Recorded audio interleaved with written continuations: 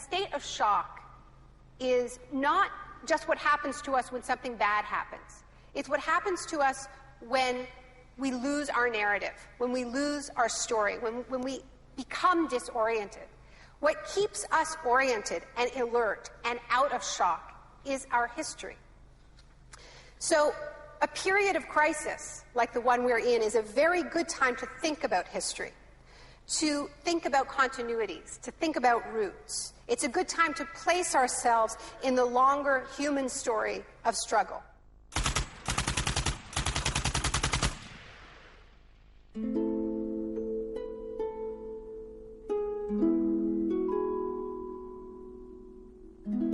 The story begins on June the 1st, 1951, when representatives of Western intelligence agencies secretly met with academics at Montreal's Ritz-Carlton Hotel. This meeting contributed to military-funded research into the effects of sensory deprivation at McGill University.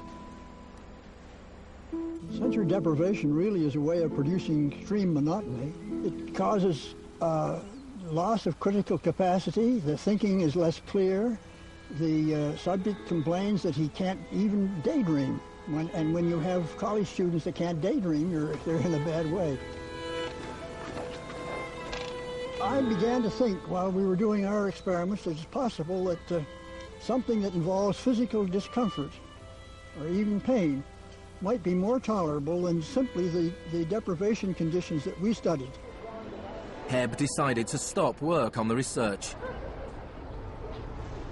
But I had no idea when I suggested that what a vicious weapon, potentially vicious weapon, this could be. These are the days and hours are the occasion. But experiments at McGill continued under the ambitious head of psychiatry, Dr. Ewan Cameron. What he did was much more than what we had done. We did our work strictly with the understanding that the subject could get up and walk out at any point he wished to, and some of them did. Cameron's patients were not so lucky. The Allen Memorial Institute, where he worked, began to resemble a macabre prison, where Cameron performed bizarre experiments on his psychiatric patients. Cameron wanted to de-pattern or wipe clean his patient's mind, so he could rebuild them from a blank slate. Janine Huard was a young mother of 4, suffering from postnatal depression. I used to shiver when they told me about, you're going to get a shock treatment tomorrow. I used to shiver. I was so scared of it.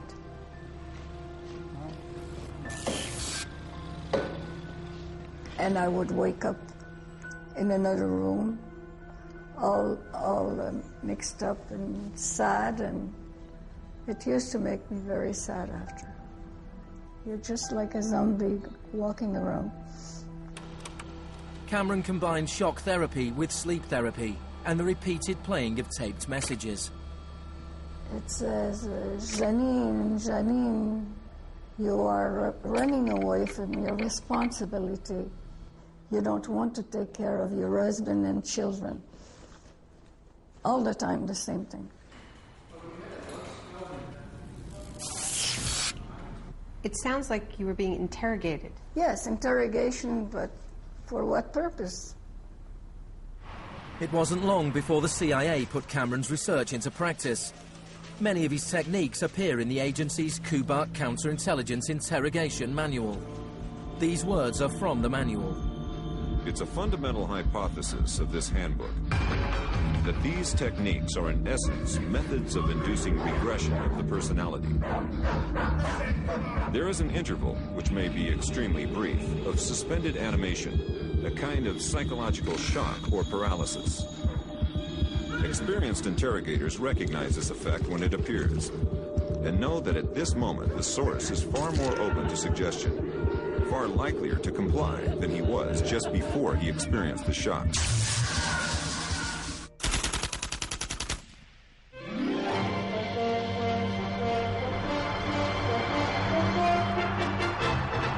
At the same time as Ewan Cameron was conducting his experiments in Montreal, an exponent of another kind of shock was working not so far away. Milton Friedman was teaching economics at the University of Chicago. He believed economic shock therapy could encourage societies to accept a purer form of deregulated capitalism. In October 2008, in the midst of the biggest financial crisis since 1929, Naomi Klein went to the University of Chicago to talk about Milton Friedman. When Milton Friedman turned 90, the Bush White House held a birthday party for him.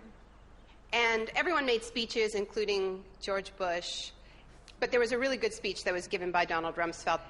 My favorite quote in that speech from Rumsfeld is this. He said, "Milton is the embodiment of the truth that ideas have consequences." What I want to argue here is that the economic chaos that we're seeing right now on Wall Street and on Main Street and in Washington stems from many factors, of course, but among them are the ideas of Milton Friedman. The Wall Street crash of 1929 led to the Depression of the 30s.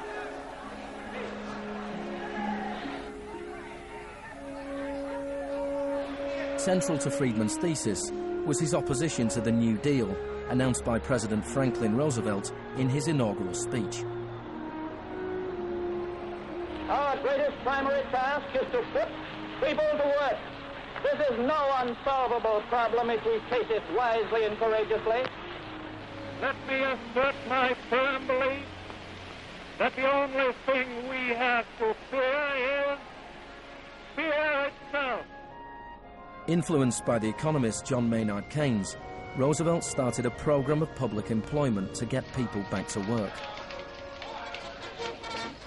Today, depression is a fading memory.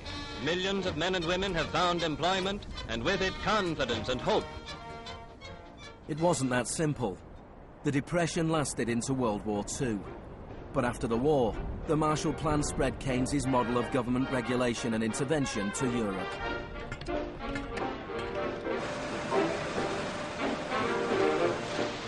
His principles were widely accepted, but not in the economics department of the University of Chicago. Milton Friedman from this university waged a war against the New Deal. Friedman was a member of a group called the Mont Pelerin Society, led by the Austrian economist Friedrich von Hayek. They believed that if government stopped providing services and stopped regulating markets, the economy would correct itself.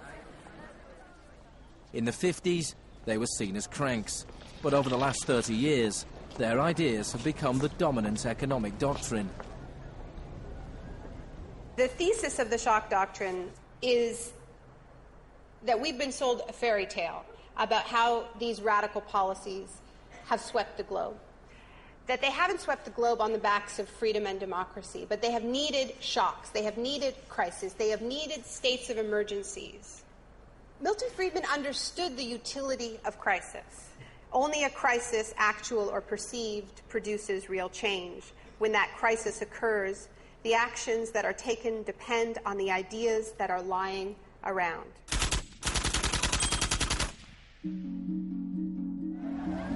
It was in Chile that Friedman's disciples first learned how to exploit a large-scale shock or crisis.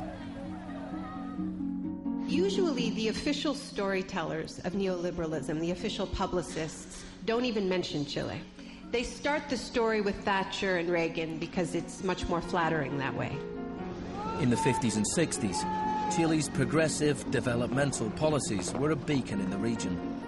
The government invested in health, education and industry. American corporations were worried their investments would suffer. In response, the US State Department began sponsoring students from Chile and the rest of South America to study free market economics with Milton Friedman. The University of Chicago had a joint arrangement with the Catholic University of Chile, under which a great many Chilean students came to the University of Chicago, were trained by us, and received PhDs. These students went back and taught in Chile. The Catholic University Economics Department in Santiago became a little Chicago school. Arnold Harberger, the economist in charge of the program, described himself as a seriously dedicated missionary. In 1970, Salvador Allende's Popular Unity government won the election on a platform of nationalization of large sectors of the economy. Chile's phone company was majority-owned by the US corporation ITT. It spearheaded attempts to stop Allende becoming president. It had the support of Richard Nixon in the White House. I was not there, but I can tell you what we now know to be a fact. He ordered the CIA to prevent Allende from assuming the presidency. And indeed, they tried to get me to lean on the Chilean military right after Allende was elected.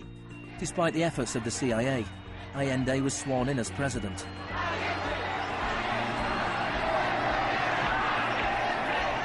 Richard Nixon ordered the CIA director to make the economy scream.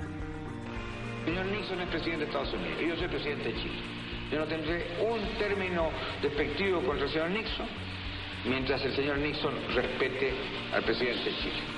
Preparations began for the military coup. The Chilean Chicago boys started work on a 500-page economic blueprint called the BRIC.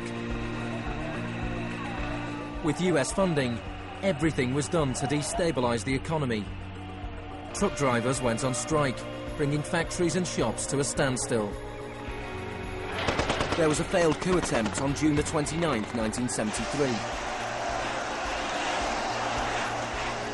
And then on September the 11th, with General Pinochet leading the army, the assault began on the presidential palace.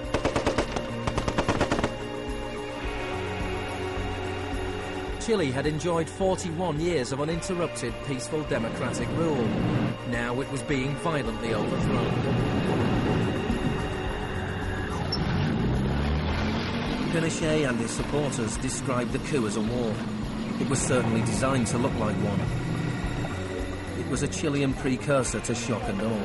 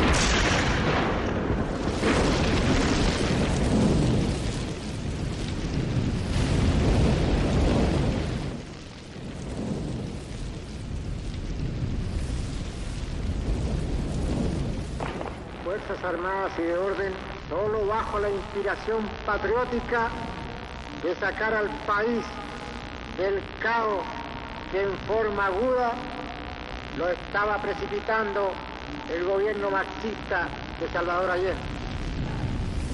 The Chicago boys delivered their economic blueprint, the BRIC, to Pinochet.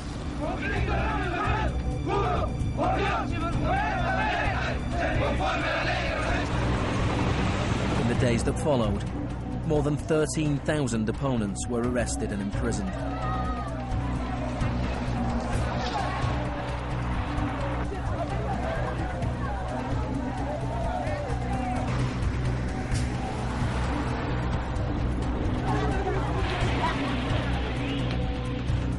Thousands of prisoners were held in the National Stadium.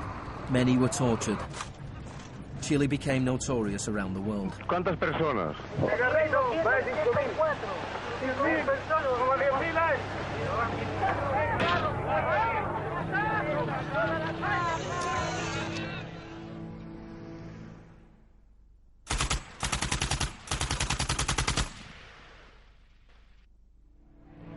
At the beginning of November, 5,000 prisoners were released. The 900 they left behind were transferred to other detention centres.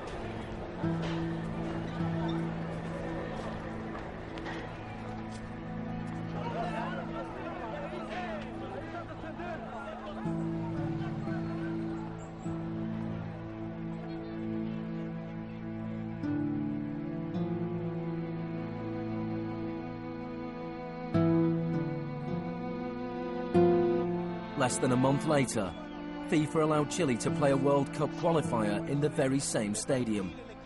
Their opponents, the Soviet Union, refused to play there, so Chile were allowed to score into an open goal and went through to the 1974 World Cup finals.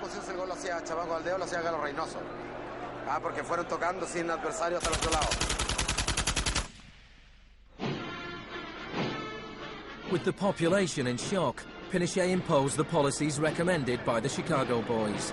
Removal of price controls, the sale of state companies, the removal of import barriers and cuts to government expenditure.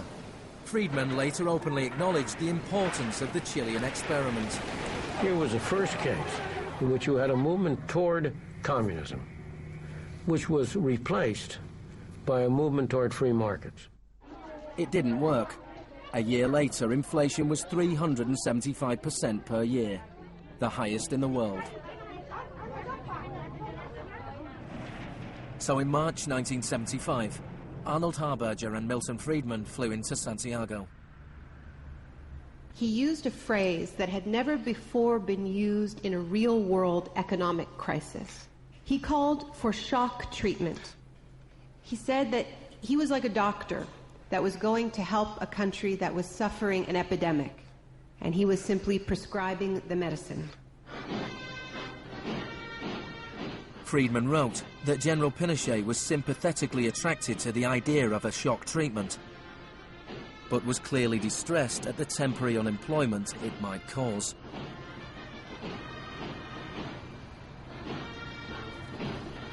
It rapidly became clear that Friedman's economic policies benefited the wealthy at the expense of the poor. It was calculated that a family trying to live on the average wage had to spend 74% of its income on bread. Items such as bus fares or milk became luxuries, and Pinochet got rid of free milk in school, a move that echoed the controversial policy of the young education minister in Britain, who would later become his friend.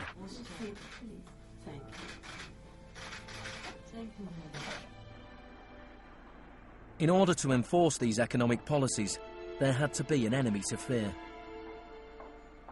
Tampoco creo yo que se haya triunfado totalmente sobre el marxismo.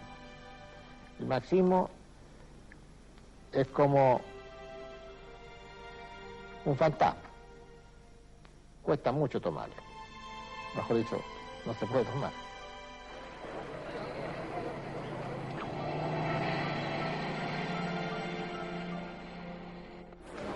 Friedman and Harberger argued that free market economics went hand in hand with freedom and democracy. But in Chile, where their ideas were being implemented within the context of a military dictatorship, the opposite was true. Many in Latin America saw a direct connection between the economic shocks that impoverished millions of people and the epidemic of torture inflicted on those who believed in a different kind of society. One of those was Orlando Letelier. Letelier had been Allende's ambassador in Washington. He spent a year in one of Pinochet's prisons before being exiled back to America. In 1976, Letelier wrote, "The economic plan has had to be enforced, and in the Chilean context, that could only be done by the killing of thousands, the establishment of concentration camps all over the country, and the jailing of more than 100,000 persons in 3 years."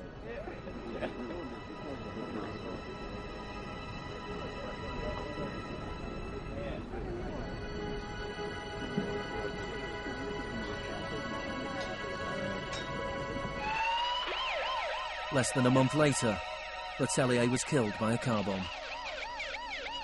Good evening. A powerful bomb today tore through a car as it was driving along Washington's usually quiet Embassy Row. The Chilean was Orlando Letelier, who also had been foreign minister during the last months of the late Salvador Allende's Marxist regime. Richard Roth reports. Michael Townley, a member of Pinochet's secret police, was behind the bombing. He'd entered the US on a false passport with the knowledge of the CIA. Michael, buenas noches. Buenas noches, Pablo. La opinión del Poder Judicial chileno, ¿hay confianza en él? Mire, yo confío plenamente en la justicia chilena como patriota y luchador antimarxista y juntista por sobre todas las cosas. Despite his confidence, Townley was extradited to the US and convicted of Letelier's murder. Pinochet ruled Chile as a military dictator for 17 years, but in a frank interview, Harberger remained in denial. You cannot have a repressive government for long within a genuinely free economic system. In the same year as Orlando Letelier's murder, Milton Friedman was awarded the Nobel Prize for Economics. You people have such a distorted idea of what went on. Let me tell you some facts.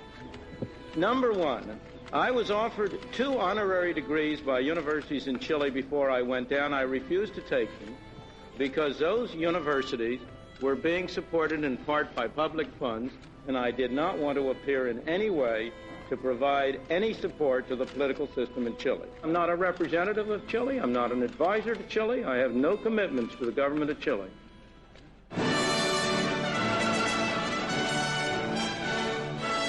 I now turn to you, Professor Milton Friedman.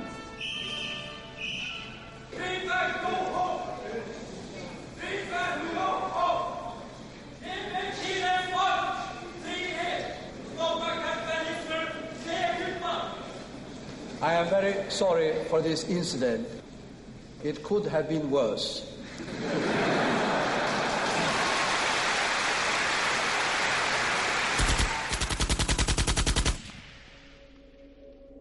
What I'm trying to do in the shock doctrine is tell an alternative history of how this savage stream of pure capitalism that we've been living, capitalism unrestrained, came to dominate the world. Chile wasn't the only country in South America to adopt Chicago school policies. Friedman's disciples held key positions in Brazil and advised the government of Uruguay. Then on March the 24th, 1976, a military coup overturned the government of Isabel Perón in Argentina. A junta of 3 generals took over the country, led by General Videla. Chicago boys landed key economic posts in the military government. They seized the opportunity for major economic and social re-engineering. And within a year of the coup, wages lost 40% of their value, factories closed, poverty spiraled. Just as in Chile, people had to be terrorized into accepting these economic policies. Videla learnt from Pinochet's experience. He adopted the tactic of disappearing people. Striking a balance between public and private horror, disappearances were often carried out in broad daylight, but could always be denied.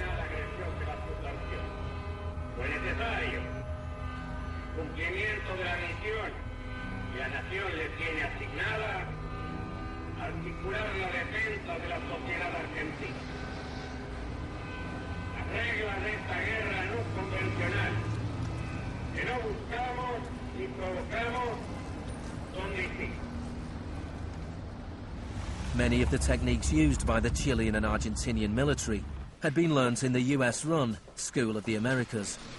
Torture techniques taught, from rape to derobing to torture with pointed objects, breaking of extremities, poking eyes out, branding. In Latin America, there are various regimes which at the moment are abusing human rights. Political murder, torture, deportations, imprisonment without trial, using the techniques they may have learned in this establishment. You may be right.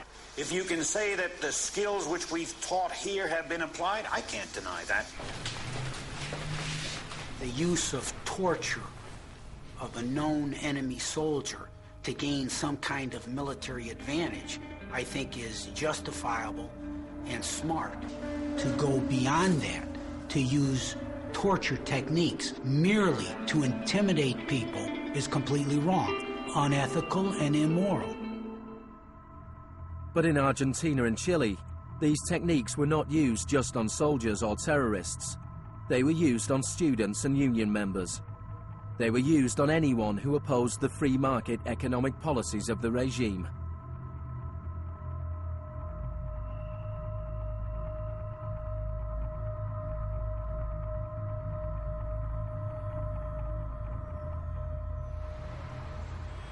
In 1978, the Argentine junta hosted the World Cup. The final was played in the stadium less than a mile away from the biggest detention camp in the country, where thousands of prisoners were held in torture chambers. Decir que con los goles, con el grito de gol, se tapaba la voz de los secuestrados, los gritos de los secuestrados era una realidad. Organización extraordinaria, miles y miles de banderas, miles y miles de gargantas enronquecidas, 25 millones de argentinos que tienen un solo color, el celeste y blanco. El fútbol ha hecho el milagro del país, de este maíz maravilloso que nos siguen atacando a aquellos que... And Argentina took their terror regime one step further than Chile. Among the disappeared were hundreds of pregnant women. Women who were allowed to give birth before being murdered. De todas aquellas mujeres que estaban embarazadas, les permitieron tener a sus hijos para una vez que nacieran sacárselos. Y eso sucedió con 500. Yo soy uno de esos 500. Those children, many of whom were raised by families connected to the military, were a powerful reminder of the junta's project to re-engineer an entire society.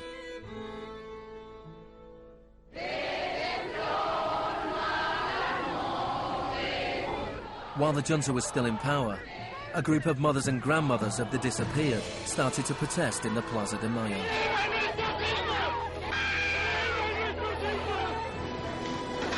They turned detective, searching for the disappeared children. After the junta collapsed, some were found and reunited with their families. Occasionally they found remains.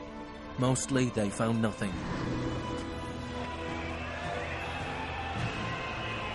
General Videla was found guilty of murder, kidnapping and torture.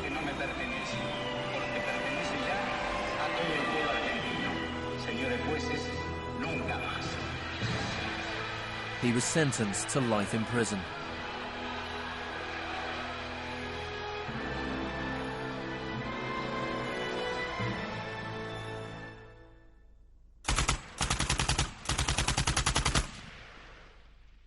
Early experiments in Latin America presented Friedman and his cohorts with a serious ideological problem.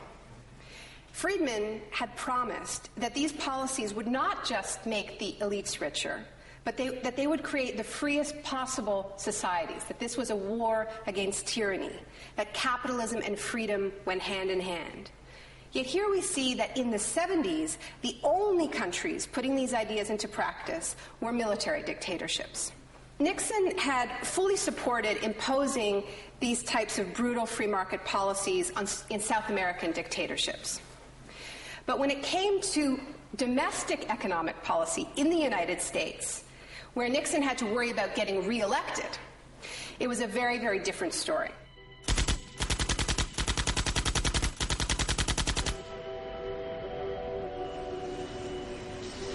Friedman enjoyed a friendly relationship with Nixon. Several of his Chicago school colleagues and disciples were recruited to work for the government. Donald Rumsfeld was one of them. So help me God. Congratulations. Thank you. But in 1971, with the economy in a slump, Nixon turned his back on Friedman's ideas and imposed a wage and price control policy. He put Rumsfeld in charge. Which is essentially a problem of supply and demand. I have for long been opposed to the wage and price control. I believe it involves government intervention with the freedom of individuals. I think it's intolerable. The Keynesian policy was a success, and Nixon won a second term with a landslide majority. It was a blow for Friedman. Then in 1979, Margaret Thatcher was elected Prime Minister of Britain. Her intellectual guru was Milton Friedman's old mentor, Friedrich von Hayek. And just over a year later, Ronald Reagan was elected President of the United States. Both Britain and America were now ruled by unabashed Freemanites. Margaret Thatcher's program when she came in had 4 planks.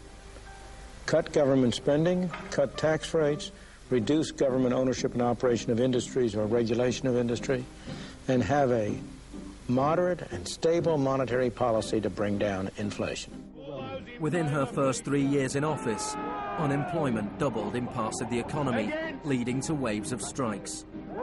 Thatcher's personal approval rating slumped to 25%. There were riots in Britain's major cities. Even Margaret Thatcher's admirers had their doubts. The economic performance of the Thatcher government has been mixed.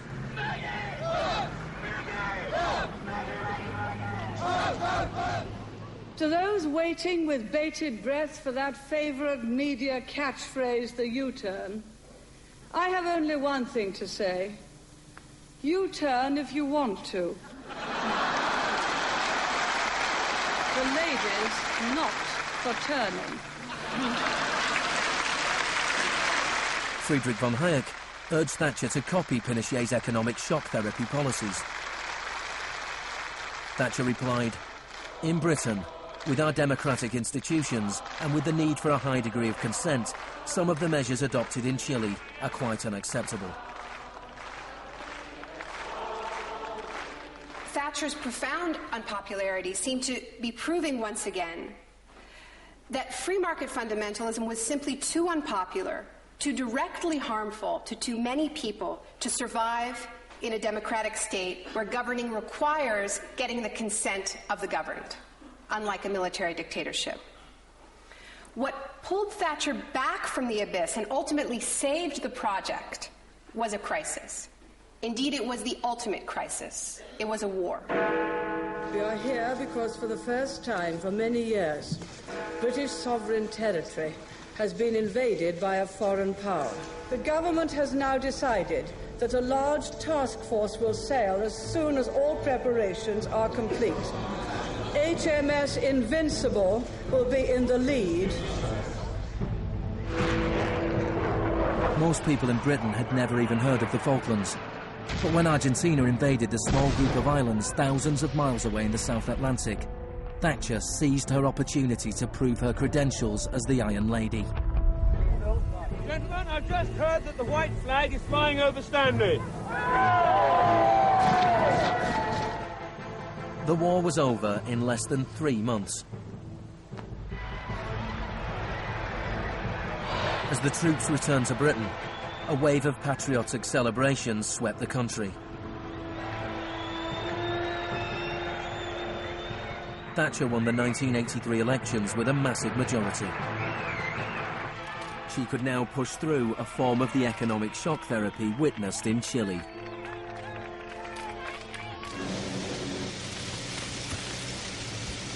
The most powerful union in Britain was the National Union of Mine Workers. When the National Coal Board tried to close pits down, the miners went on strike. Parts of central London are brought to a halt as thousands of miners and sympathizers march through the city in support of the miners' strike. It's Britain's longest and most bitter since 1926, and the most expensive ever. The strike lasted almost a year. Thatcher used every means at her disposal to destroy the union.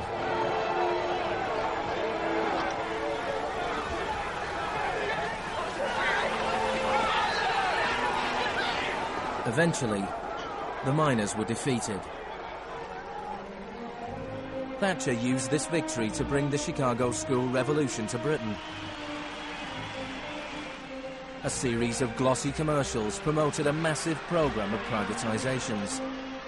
Thatcher sold off the steel industry, water, electricity, gas, telephones, airlines, oil. Public housing was sold off. Council services put out to tender. In 1986, financial and banking services were deregulated. It was called the Big Bang. No one here tonight needs reminding that the Big Bang is only a beginning.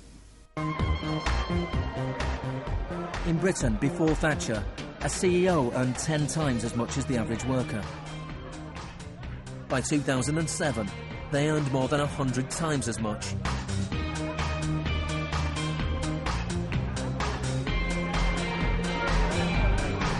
In the US, before Reagan, CEOs earned 43 times as much as the average worker. By 2005, they earned more than 400 times as much. Friedman openly acknowledged the importance of Thatcher and Reagan in the spreading of Chicago school policies around the world. The coincidence of Thatcher and Reagan having been in office at the same time was enormously important for the public acceptance worldwide of a different approach to economic and monetary policy. Thank you very much. What I'm describing now is a plan and a hope for the long term. The march of freedom and democracy, which will leave Marxism, Leninism on the ash heap of history as it has left other tyrannies which stifle the freedom and muzzle the self-expression of the people.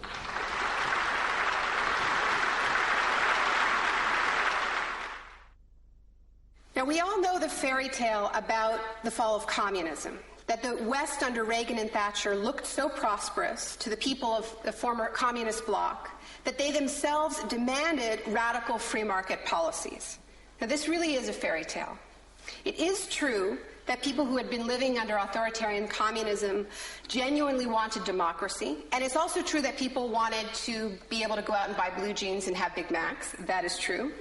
But that does not mean that they wanted the kind of Wild West capitalism of oligarchs gone mad and no social protections that so many Eastern Bloc countries actually ended up with and suffer under to this day. Thatcher had done everything she could to break the power of the unions in Britain. But in 1988, she went to Poland to show her support for the workers' union Solidarity. How do you see the process from where you are now to where you want to be? Strikes in Poland led to Solidarity being allowed to contest a general election in June 1989. This triggered a wave of demonstrations throughout Eastern Europe.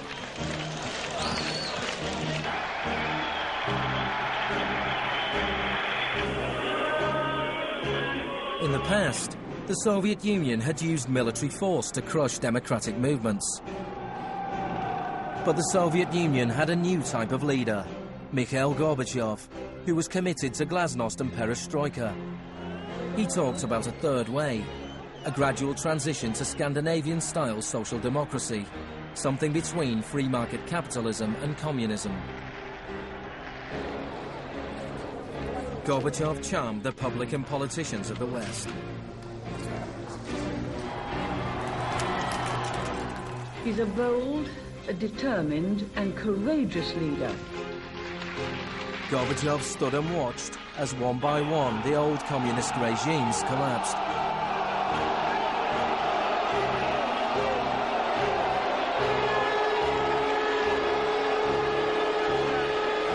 At the end of the year, the most famous symbol of the division of Europe came tumbling down.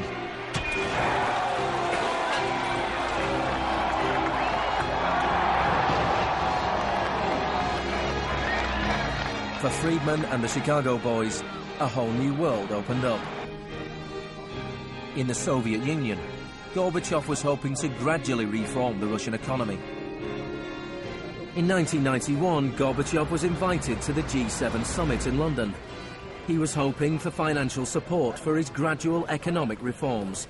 Instead, he was told that unless he embraced radical shock therapy, there would be no aid at all. Thank you, Mr. President. That's not a little close. The next month, there was a coup attempt against him. A group of Communist Party hardliners placed Gorbachev under house arrest in his holiday home in the Crimea. Tanks surrounded the White House, the Russian parliament.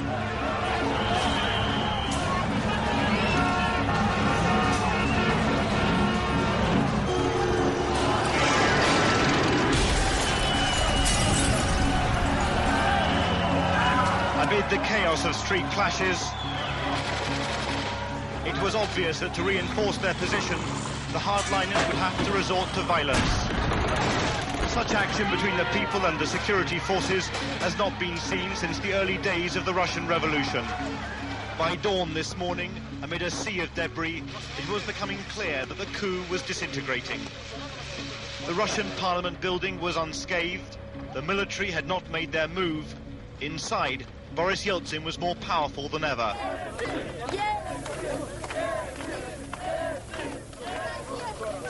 This was Yeltsin's finest hour.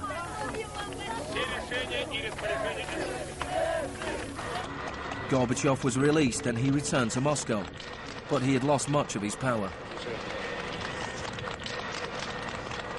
Я выражаю признательность за принципиальную позицию россиянам, президенту России Борису Николаевичу Ельцину. In December 1991, the Soviet Union was dissolved, a profound shock for the Russian people. Yeltsin was now in charge of economic policy for the Russian Federation. The free market came to Russia. There was chaos. The adoption of Chicago school policies in Russia marked the beginning of a new chapter in the free market crusade. It was all shock, no therapy.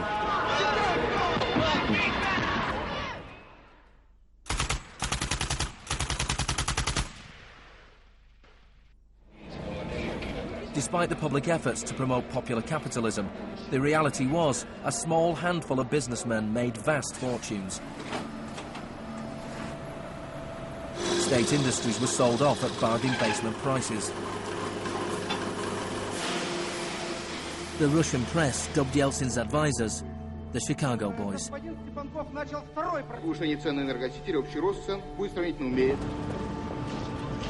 Yeltsin's shock therapy meant that in 1992, the average Russian consumed 40% less than in 1991. A third of Russians fell below the poverty line, and wages weren't paid for months. One expert today predicted 140 million Russians will soon be living below the poverty line. Corruption was rife. Organised crime boomed. Moscow became the new Wild West.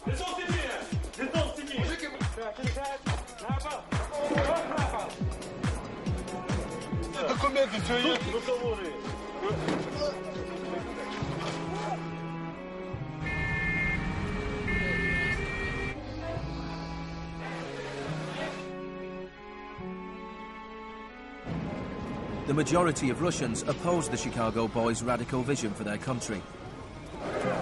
In March 1993, Parliament made a crucial decision. It voted to repeal the special powers it had given to Yeltsin. Yeltsin declared a state of emergency.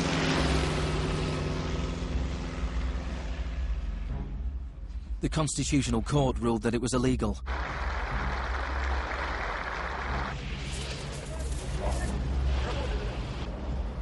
On September 21st, Yeltsin took the Pinochet option and dissolved Parliament.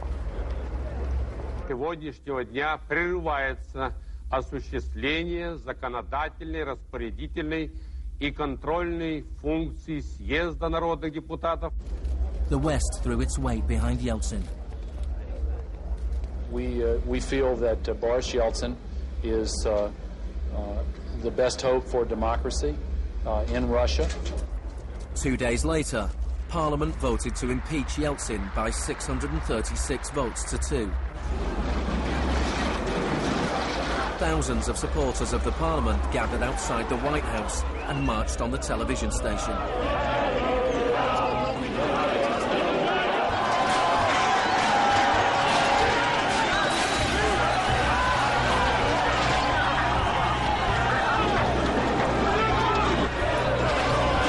It looked like the supporters of Parliament were winning. Yeltsin flew back to Moscow from his holiday home.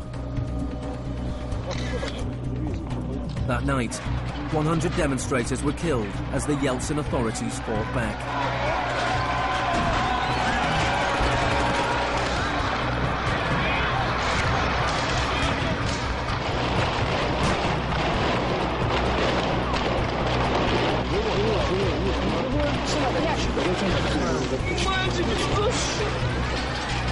On the 4th of October, he ordered troops to storm the White House, shelling the very building he had defended 2 years earlier. Они убийцы, ты понимаешь или нет?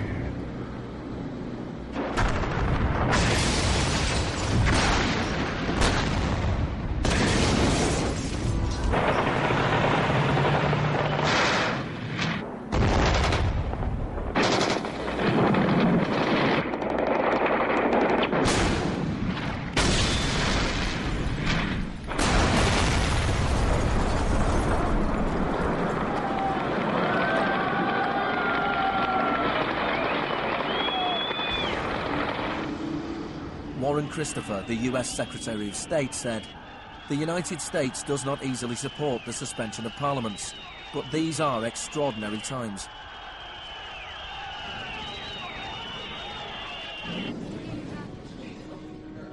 Yeltsin now had absolute power. With the advice of his Chicago boys, he ruled through a form of crony capitalism.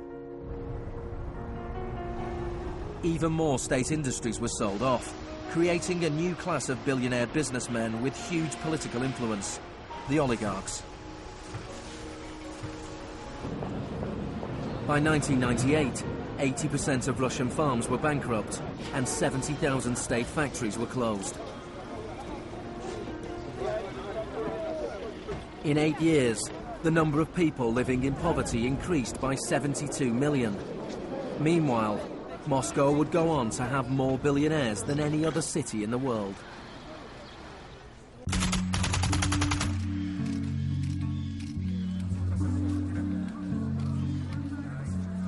Good afternoon. Thank you for coming. Today it is my honor to announce that I'm submitting the name of Donald Rumsfeld to be Secretary of Defense. I look forward to serving our country again. Rumsfeld had been Secretary of Defense before under Gerald Ford.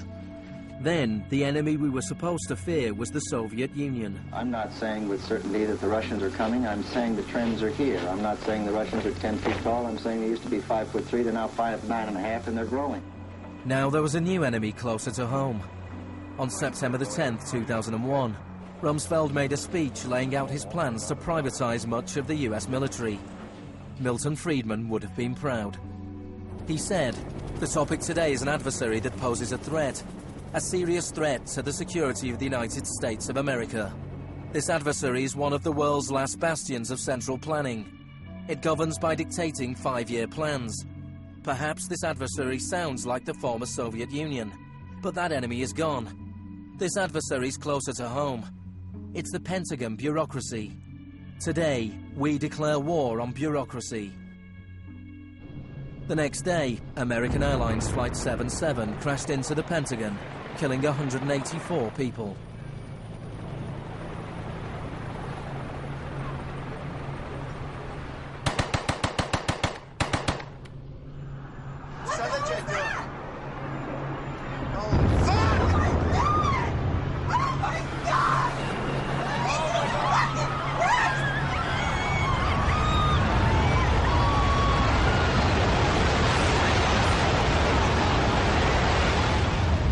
Think about that feeling after those attacks. Who are these people? Where did they come from? Why do they hate us? There was a total loss of collective narrative. We were not living in the world that we thought we lived in. And we kept hearing from our political leaders that everything we thought we understood before the attacks no longer applied. There was a new phrase, pre-9/11 thinking. And what happened in that moment is that suddenly news stories sort of magically appeared. That we were in a clash of civilizations. That's the world that we suddenly lived in. That there was an axis of evil, and that we were fighting a war against terror. This abstract, unwinnable war has had huge economic consequences. Before 2001, Homeland Security barely registered as an industry. Today, it is bigger than Hollywood and the music industry combined. Between September the 11th, 2001 and 2006, the Department of Homeland Security handed out $130 billion to private contractors. This is the disaster capitalism complex, a new economy built on fear. This will be a monumental struggle of good versus evil. The best defense against terror is a global offensive against terror, wherever it might be found. The first phase of this war was the bombing of Afghanistan.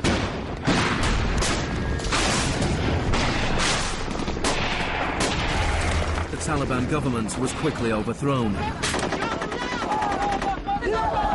The aftermath of the war was more complicated. Our fight against terrorism began in Afghanistan, but it will not end there. We're primarily looking at detainees that we can use. We're collecting intelligence.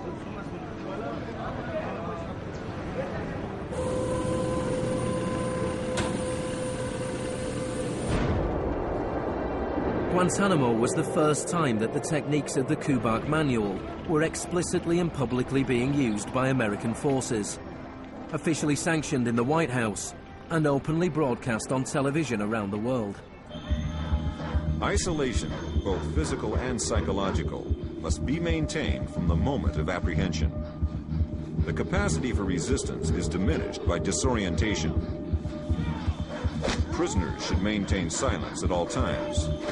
They should never be allowed to speak to each other. 3 of the prisoners were Asif Iqbal, Ruhal Ahmed and Shafiq Rasool from Tipton in England. They spent more than 2 years in Guantanamo before being released without charge. Mentally, yeah, you couldn't speak to nobody, you couldn't do nothing, you couldn't stand up. And just sitting there, you'd be in your thoughts all the time thinking, what the hell's going on, where the hell am I? And we're going to be staying here for the rest of our lives, and we're going to be going back home. Will we ever see our family again?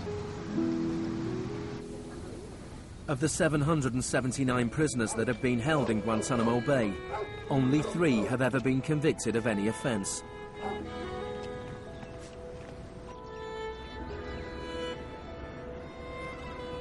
Well, the only thing I know for certain is that these are bad people. It was a message to the whole world, and the message was clear. It was, this is what happens to you if you get in our way. The war on terror is not about one man, and it is not about one country. There were many justifications given for the invasion of Iraq. But if the US had really wanted to attack a country where the leaders of Al-Qaeda were thought to be hiding, which had nuclear weapons and was selling nuclear technology to other countries, then Pakistan would have been the obvious choice. It had close connections to the Taliban and was being run by a military dictator. Instead, George Bush chose to target Iraq, a country with the 3rd largest oil reserves in the world.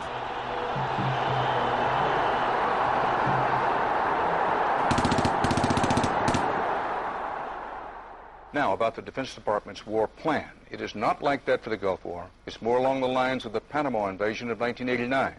CBS News has been told it would start on what's called A-Day. A as in airstrikes. Airstrikes so devastating, they would leave Saddam's soldiers unable or unwilling to fight. The idea is to rain down the thunder so hard as to create, quote, shock and awe. If the Pentagon sticks to its current war plan, one day in March, the Air Force and Navy will launch between 300 and 400 cruise missiles at targets in Iraq. More than were launched during the entire 40 days of the first Gulf War. The sheer size of this has never been seen before, never been contemplated before. Harlan Ullman is one of the authors of the shock and awe concept, which relies on large numbers of precision-guided weapons. So that you have this simultaneous effect, rather like the nuclear weapons at Hiroshima, not taking days or weeks, but in minutes.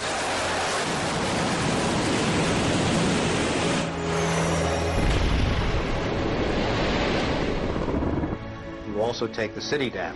By that I mean you get rid of their power, their water, and you begin this relentless campaign to wear them down so that 2, 3, 4, 5 days they are physically, emotionally, and psychologically exhausted. Last night, a square mile in central Baghdad seemed like hell on earth. During the first wave of the bombing, the citizens of Baghdad suffered a version of the sensory deprivation described in the Kubark Manual. In the chaos that followed the overthrow of Saddam Hussein, the US did little to stop the looting. Some US officials even thought it gave them a head start on dismantling the Iraqi state. John Agresto, Director of Higher Education Reconstruction, said he saw the looting of schools as the opportunity for a clean start. In fact, before sanctions, Iraq had the best education system in the region. 89% of Iraqis were literate. By contrast, in New Mexico, John Agresto's home state, 46% of the population were functionally illiterate. In Iraq, you had three distinct forms of shock that were all working together and reinforcing each other. You had the shock of the war, which was immediately followed by economic shock therapy imposed under Paul Bremer. And as resistance to that economic transformation, that very rapid economic shock grew, you had the shock of enforcement, including torture. Three different kinds of shock.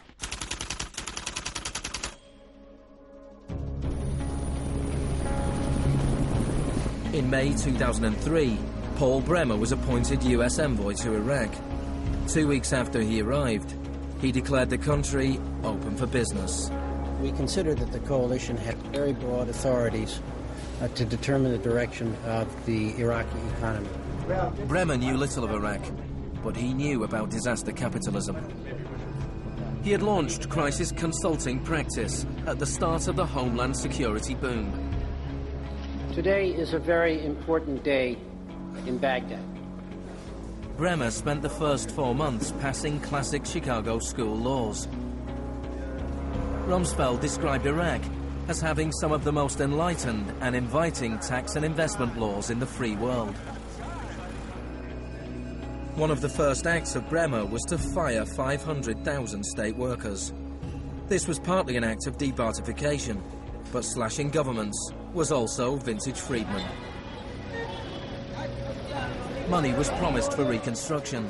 Our investment in the future of Afghanistan and Iraq is the greatest commitment of its kind since the Marshall Plan.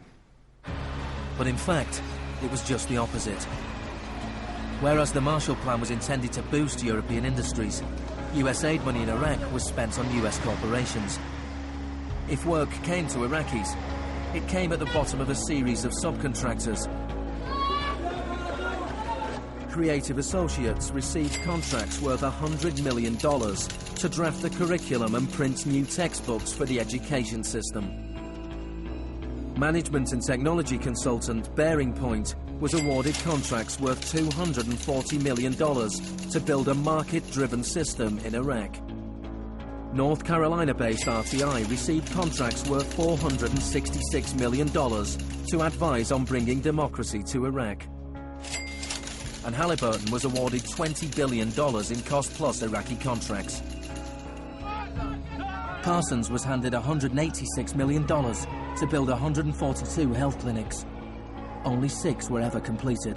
The basic electricity and water supplies hardly improved, despite billions being spent in the first 4 years. We're going to succeed here, and when we succeed here, we will have done something important, not just for 25 million Iraqis. We will have done something that serves Western interests in this whole region. Even the new Iraqi currency was printed abroad. Let me show you an example of these notes. The US even paid private contractors to monitor the work of the private contractors who won contracts.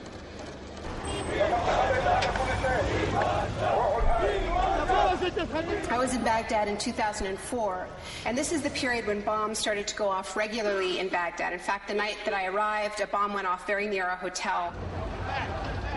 But what was really striking to me in this period was that despite the violence and despite the chaos, the next day, Iraqis were out in the streets protesting. 19 killed and 100 injured in Najaf.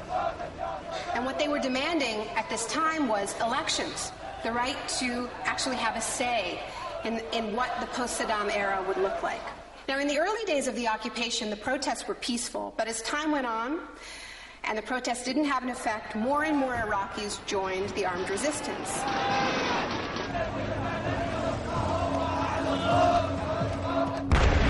The violence spun out of control.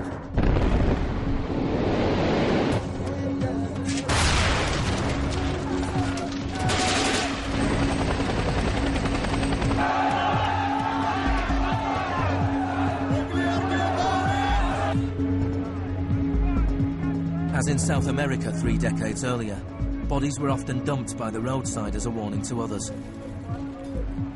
These were Iraq's disappeared.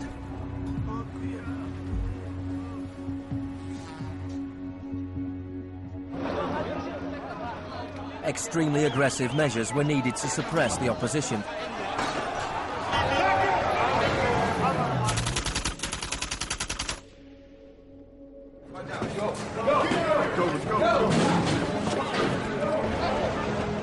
The first 3.5 years of the occupation, 61,500 Iraqis were captured. By spring 2007, 19,000 remained in custody. In prison, they were interrogated using techniques that could be traced to those devised by the CIA from Ewan Cameron's experiments in the 50s.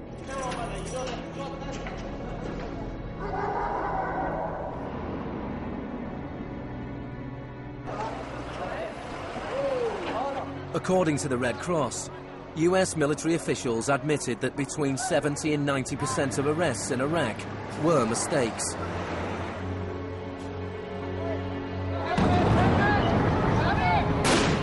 The chaos in Iraq seems like a defeat for shock therapy.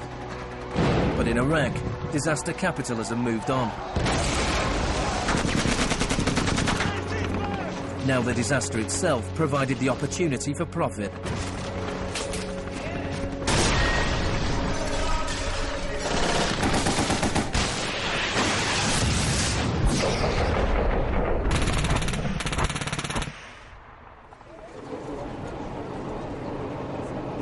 US military spending has almost doubled since 2001, nearing $700 billion per year. As long ago as 1961, President Eisenhower, not a noted liberal, warned of the danger of a too powerful military. Now, this conjunction of an immense military establishment and a large arms industry is new in the American experience. We must guard against the acquisition of unwarranted influence, whether sought or unsought, by the military-industrial complex. We must never let the weight of this combination endanger our liberties or democratic processes. The war in Iraq is the most privatized war in modern history. The Green Zone in Baghdad is an extreme version of what is happening around the world. A privatized, secure world protected from the chaos outside.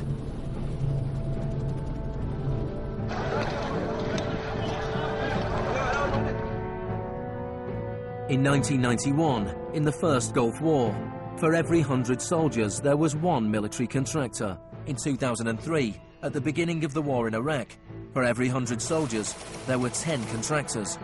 By 2006, for every 100 soldiers, there were 33 contractors. A year later, for every 100 soldiers, there were 70 contractors. By July 2007, there were more contractors than soldiers in Iraq. This was going beyond what even Milton Friedman had dared to hope.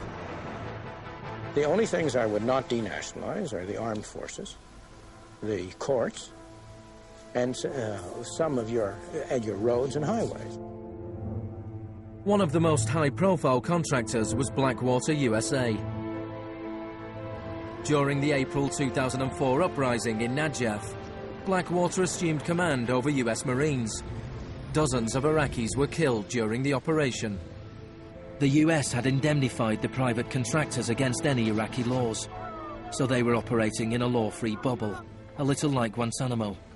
I asked your Secretary of Defense a couple months ago what law governs their actions. Mr. I was going to ask him. Go ahead.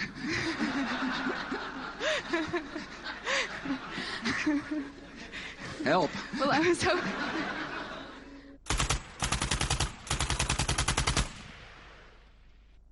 Just as Cameron's shock therapy left his patients confused and broken, so the multiple shocks inflicted on Iraq reduced the country to a lawless, violent, sectarian mess.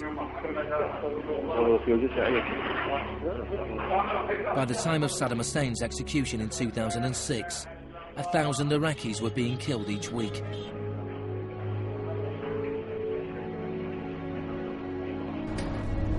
By April 2007, the United Nations High Commission for Refugees estimated 4 million people had had to leave their homes.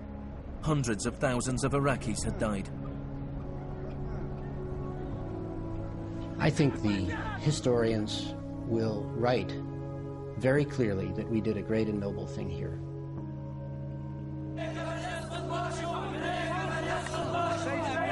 المسيرة بحد ذاتها هي ضد الإرهاب، ضد الإرهاب الأمريكي، لأن الأمريكان يقتلون النساء ويعتقلون النساء ويقتلون الأطفال ويهينون الشيوخ ويقتلون الشباب. أمريكا بحد ذاتها هي الإرهاب.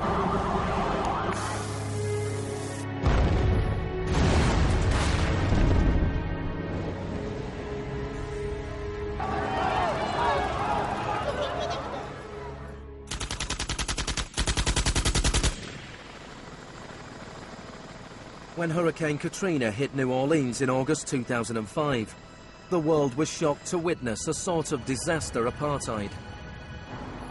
The economically secure drove out of town, while tens of thousands of the vulnerable were stranded with little or no help from the state. I went to New Orleans while the city was still underwater, and what I saw was that what I had witnessed in Iraq was repeating, not in the aftermath of a war, but in the aftermath of a tremendous natural disaster. Milton Friedman died in 2006. His very last piece of public policy recommendation was an op-ed he wrote for the Wall Street Journal 3 months after Katrina. He said, most New Orleans schools are in ruins, as are the homes of children who have attended them. The children are now scattered all over the country. This is a tragedy. It is also an opportunity to radically reform the education system. He was advocating the wholesale privatization of the school system of this city. It was his sort of swan song.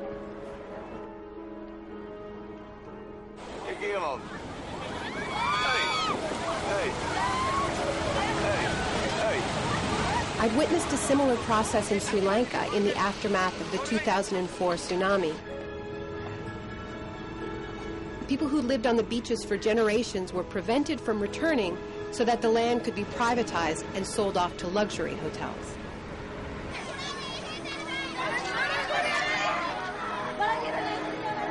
And this is exactly what I mean by the shock doctrine, the systematic raiding of the public sphere in the aftermath of a disaster, when people are too focused on the emergency, on their daily concerns, to protect their interests.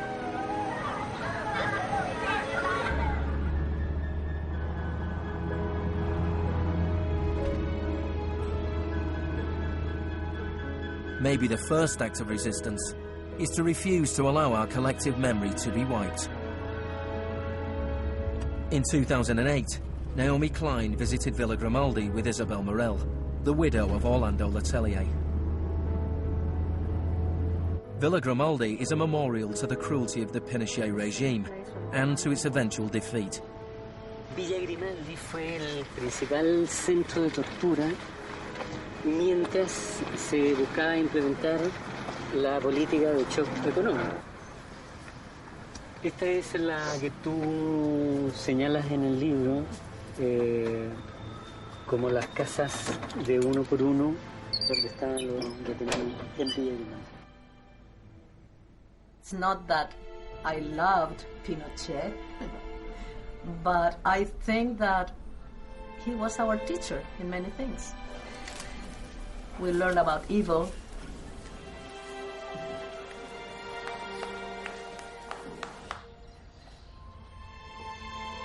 In 1998, Pinochet was arrested while he was in London. His old ally, Margaret Thatcher, stood by his side. I know how much we owe to you.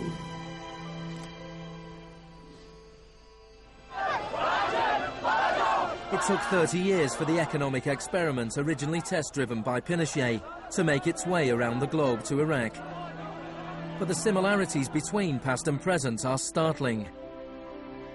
between Pinochet's concentration camps and Bush's Guantanamo detention center, between the disappeared in Chile and those in Iraq, between the experiments of Ewan Cameron and the torture meted out on the prisoners of Abu Ghraib. These are the days, and ours. He erased all the past. That's why he gave electroshocks. All the past from the patient, and he would implant some new ideas. But Janine resisted. In 1988, the CIA agreed to pay compensation to Janine and other victims of Ewan Cameron's experiments. Janine, are you proud that they tried to break you and that you have fought so hard and won? In a way I am. In a way I am. Because I must have some willpower seeds in me. It is very, very hard to fight a government. People would tell me, Janine, you don't fight a government. What's the matter with you? They're too big. But I had faith that we would win.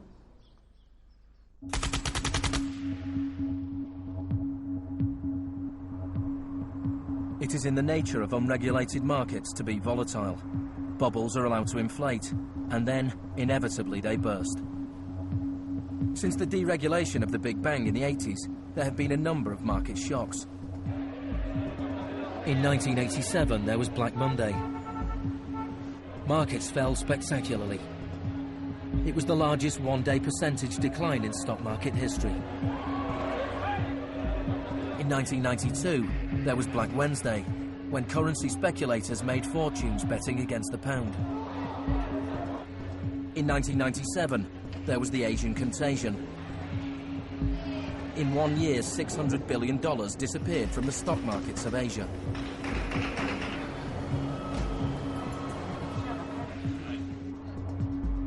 And then, in September 2008, the financial markets imploded. The market is not functioning properly. There has been a widespread loss of confidence.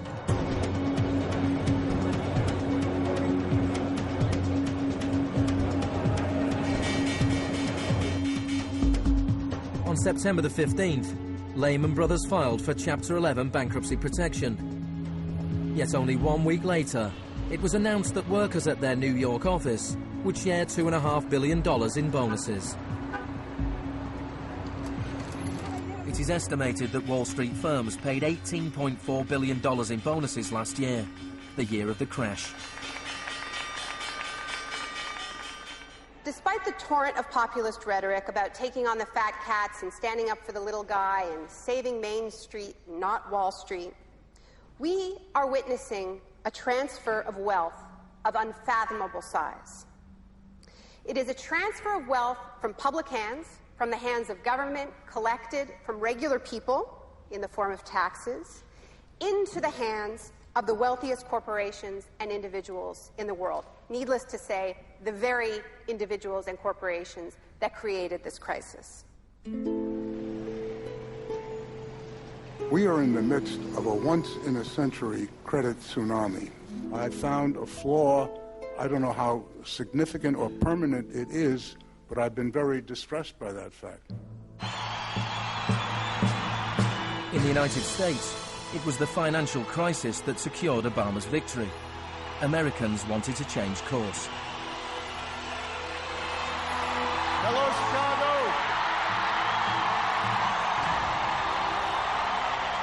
This crisis is clearly understood by almost everyone as being the direct result of this particular ideology of deregulation and privatization.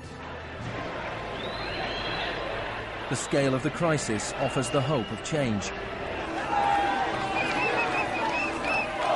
The shock doctrine as a strategy relies on us not knowing about it for it to work. And what I find most hopeful about the current economic crisis is that this tactic is getting tired, because that element of surprise is no longer there. We're on to them, and it's not working. We're becoming shock resistant. The last time the world suffered a financial crisis as severe as this people turned to the Keynesian policies of the New Deal. Let me assert my firm belief that the only thing we have to fear is fear itself. More than 1 million people came to Washington to hear Obama's inauguration speech. Many journalists made comparisons with FDR. Now, there's been a lot of talk recently about comparing Obama to Franklin Delano Roosevelt. So I want to talk a little bit about FDR, because there's a great FDR story, and it could be an apocryphal one, about when he would be visited by some progressive organization or a union, and they would be proposing some new progressive policy that they wanted to be part of the New Deal. And he would hear them out, and he would listen to them, and then at the end he would say, "Now go out there and make me do it." And they did. In 1937, which was a pivotal year for the New Deal, do you know how many strikes there were in this country? 4,740 strikes, lasting an average of 20 days. Do you know how many strikes there were in 2007? 21. Now, the other reason to remember this history of struggle is that it tells us something very important, something that we need to remember at this moment when so much is at stake. It teaches us that if we want responses to this economic crisis that leave us with a world that is healthier, that is more just, that is more peaceful, we are going to have to go out there and make them do it. Thank you.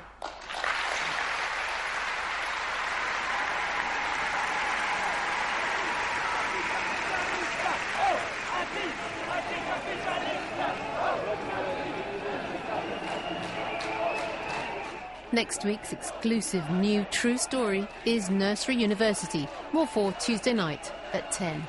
And stay with us for the story of the rise and downfall of Enron, the smartest guys in the room.